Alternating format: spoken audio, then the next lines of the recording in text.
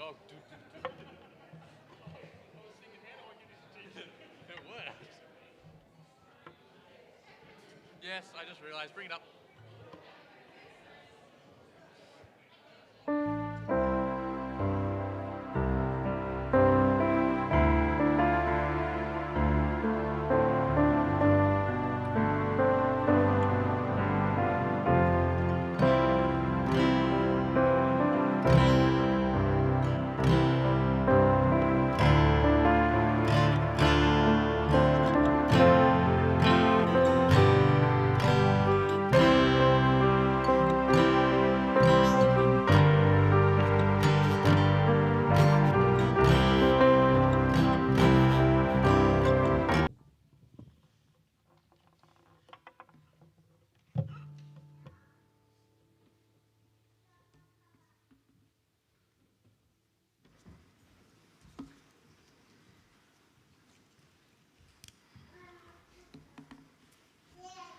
Lovely autumn day.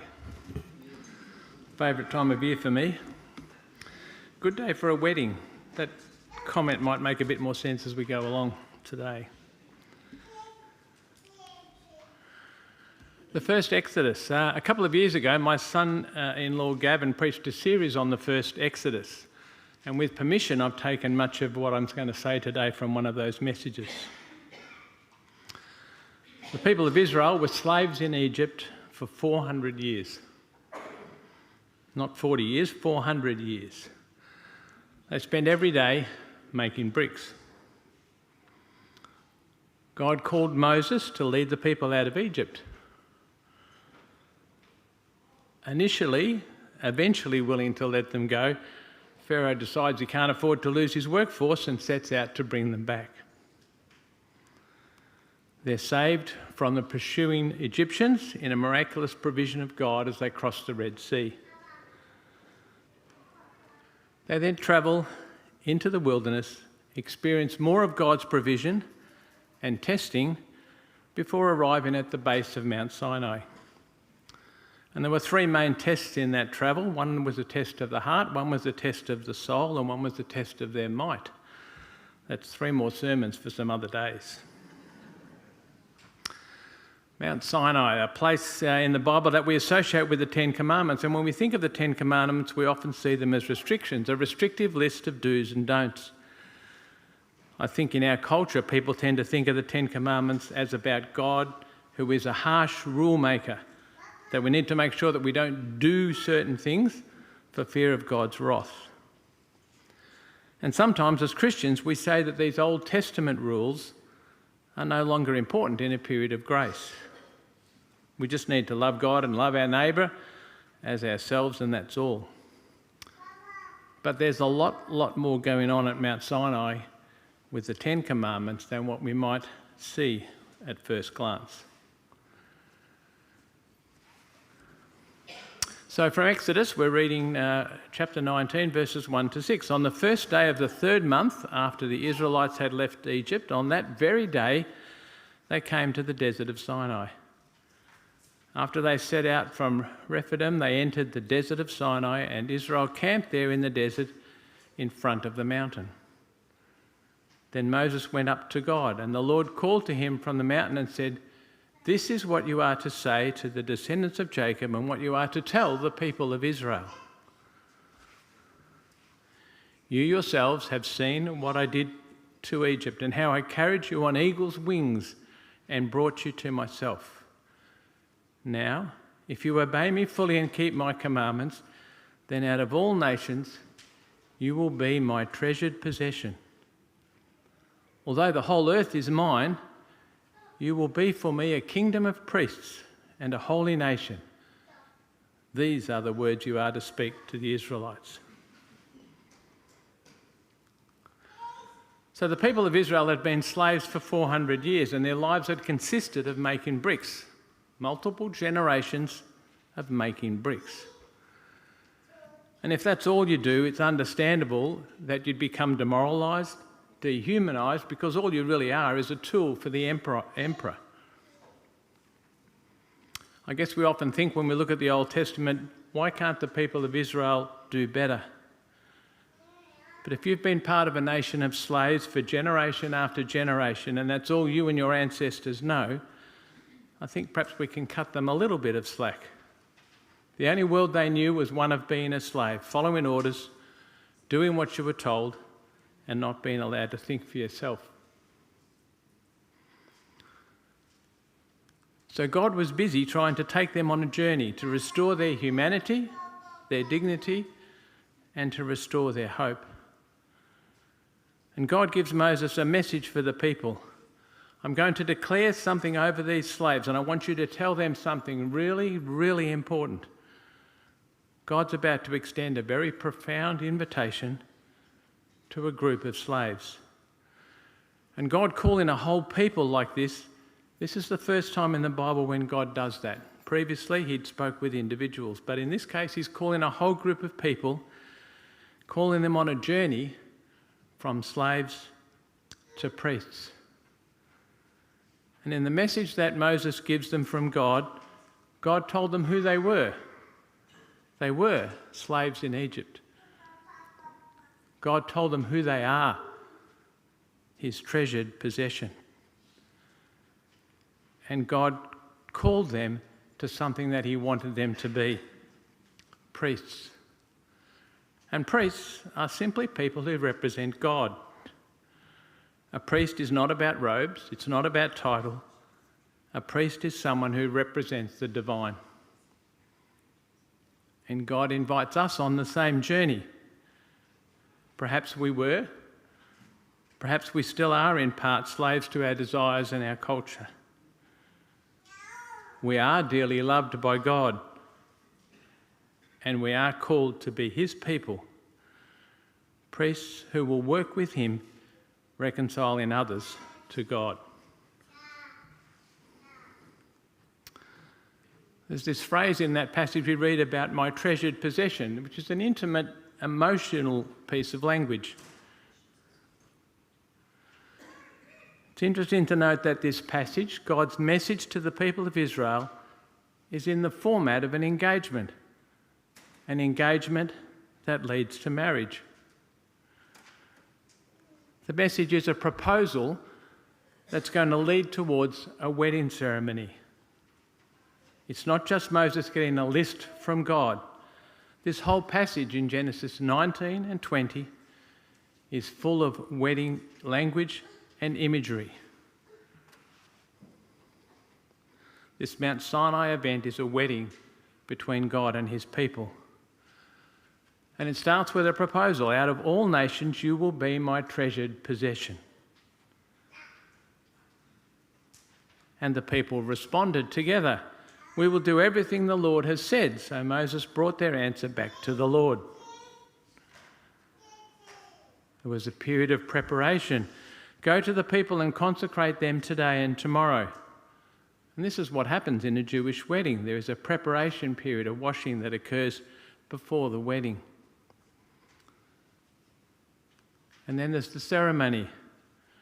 Only when the ram horn sounds a long blast may they approach the mountain.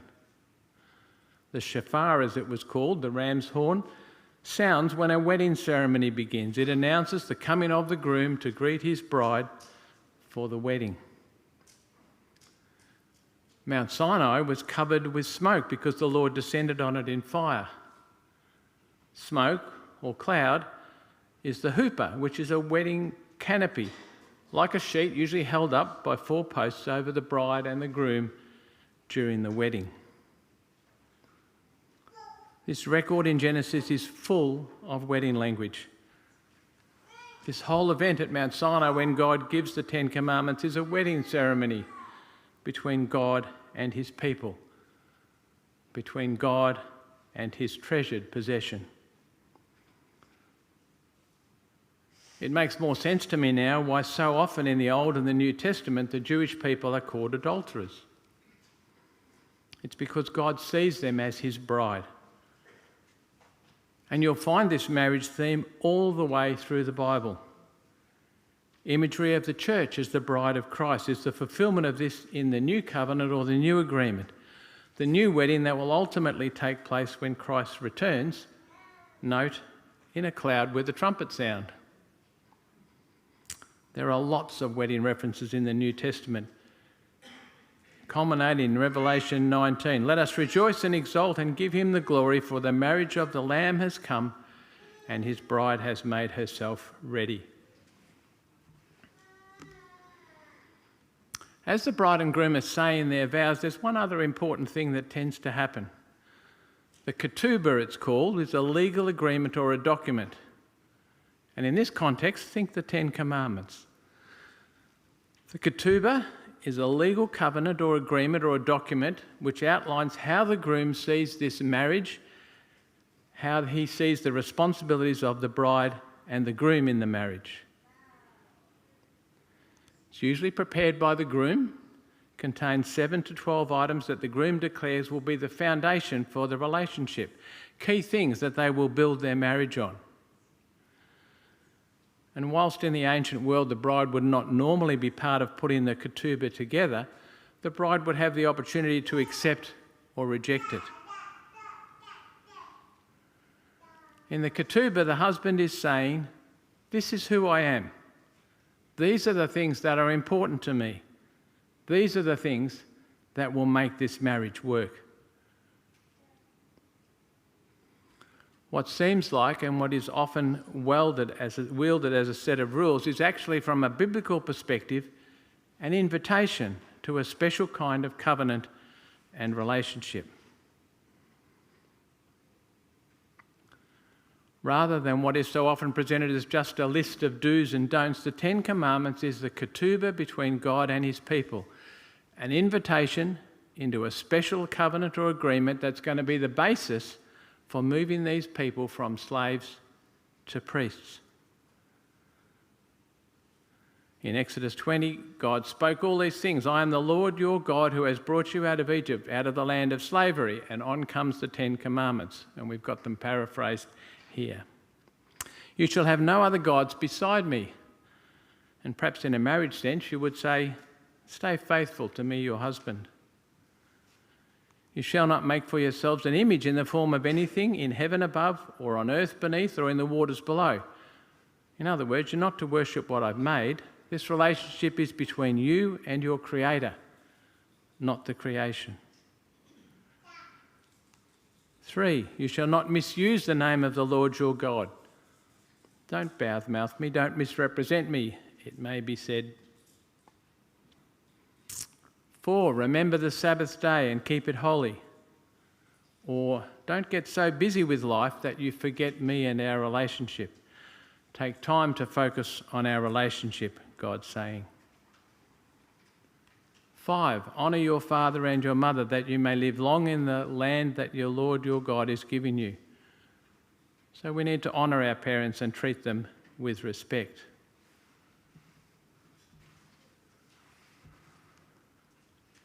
You shall not murder, so we respect others as well.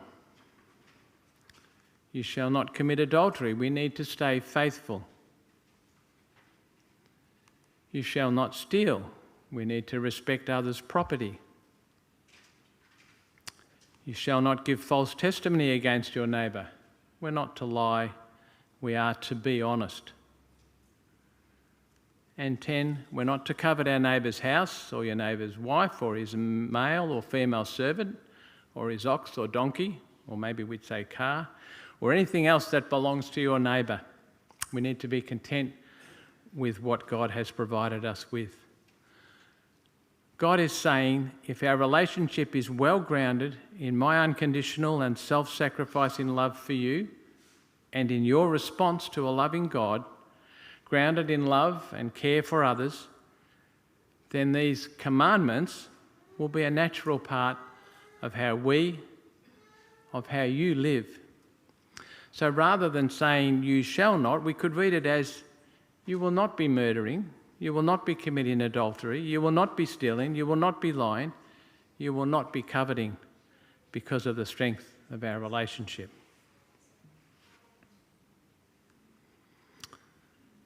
These 10 commandments are about how we should live, and we can look at the 10 commandments as rules that restrict, or we could consider them as rules that release.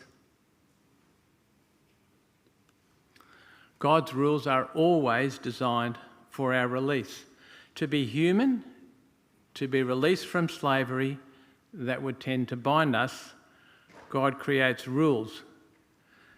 And that's not about doing whatever you want, but living as God intended us to live. Can you imagine watching a AFL game with no rules? The rules that are there free the players up to enjoy the game. Road rules make it possible to arrive here relatively safely today. And if we look at some examples from the Ten Commandments, the first command, when we affirm that there is only one God, when we abide by that, we are released from the anxiety of subjective truth. Subjective truth, the view that my view of what is right and wrong is the correct one, and yet that may well be very opposite of someone else's subjective truth. Perhaps we might think that subjective truth would work if we're the only one person that's alive, although God would say that it still doesn't work for a satisfying and fulfilled life. But we know that subjective truth doesn't work in community. You don't have to look very far in our world today to see that. Or perhaps the ninth commandment, don't lie. When we follow this, we're released by this rule from the weight of deception. Once you lie, you're really captive to that lie, trapped, and you often find you've got to keep lying to maintain the lie. And that's not freedom, that becomes slavery. Or fourth commandment, keep the Sabbath. Reminds us, what does it look like to be released from the turmoil that comes from getting our worth from our works? God says, you are good when you rest. Your value is not in what you produce.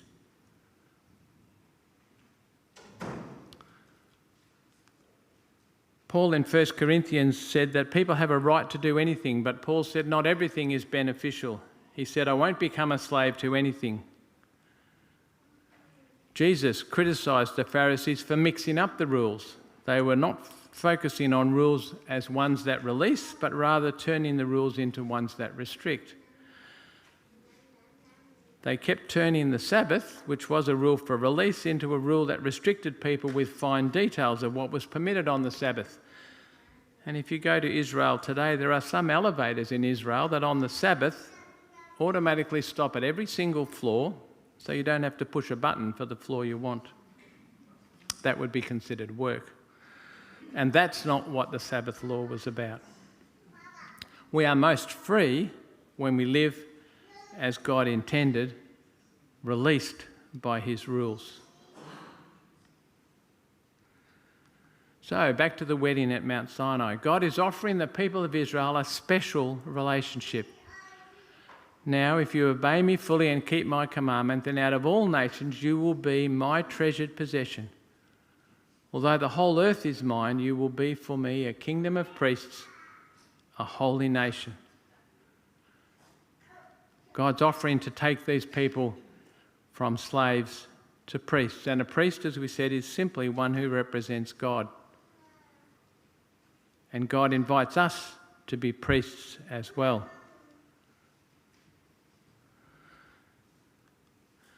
Peter, talking to the early church, reminds them, but you are a chosen people, a royal priesthood, a holy nation, God's special possession, that you may declare the praises of him who called you out of darkness into light.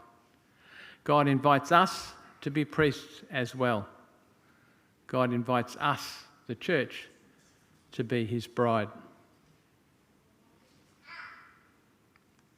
How did the people respond to all this? When the people saw the thunder and the lightning and heard the trumpet and saw the mountain in smoke, they trembled with fear and they stayed at a distance. In response to all they saw and heard, they were frightened and they remained at a distance. They initially accepted the proposal, but frightened they chose a mediator, Moses, to be the one between them and God. And they remained at a distance. And their story sometimes can be our story. Sometimes we choose to remain at a distance when God invites us to be his priests or his body on earth. Even as Christians, we can sometimes find ourselves trapped in a form of slavery, trapped by a sin that wants to bind us and rob us of God's invitation to be priests. God's not like Subway, where you can go and choose the bits you want. We might support some of the commandments, but want the option not to follow others. But God's not a menu where you pick what you want. God's not a slave driver. He's a priest maker. And God wants to release us from slaves to priests. And the rules he's given us are for our release from slavery. When Moses comes back with the 10 Commandments from the mountain, what are the people doing? They're worshipping the golden calf. And that's a bit like having an affair at the wedding ceremony. So it's no wonder that Moses throws the tablets or the ketubah on the ground. Despite that, God doesn't give up. He tries again. Moses goes back up the mountain and gets another copy of the ketubah or the 10 Commandments. How do you respond to God's proposal? God's calling you from any form of slavery, any way that you're not living in the freedom of a God relationship, to a wedding with him, to be his bride and to be a priest. God wants you to represent him to your family, to your work, to your community. God is continually inviting us into a relationship, a marriage if you like, with a ketubah, an agreement on how we are to live, if we are to live as we have been created to live. God's constantly inviting us to trust that his way is the best way, calling us into a relationship with him, wanting to release us from anything that's holding us back from being the people that he's calling us to be. Priests in our community, his representatives on earth, his messengers to reconcile people to God, people to each other, and people to the earth. How are you responding to his proposal?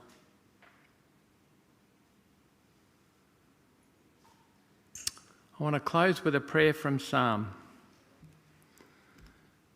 Teach me, Lord, the way of your decrees, that I may follow it to the end. Give me understanding so I may keep your law and obey it with all my heart. Direct me in the path of your commands, for there I find delight. Turn my heart towards your statutes and not towards selfish gain. Turn my eyes away from worthless things. Preserve my life according to your word. Fulfill your promise to your servant so that you may be feared or honoured. Take away the disgrace I dread, for your laws are good. How I long for your precepts. In your righteousness, preserve my life. I pray that you may accept God's proposal for a relationship with him. Know God's rules are for your release, and become a priest representing God in your home, your workplace, your community, and enjoy a relationship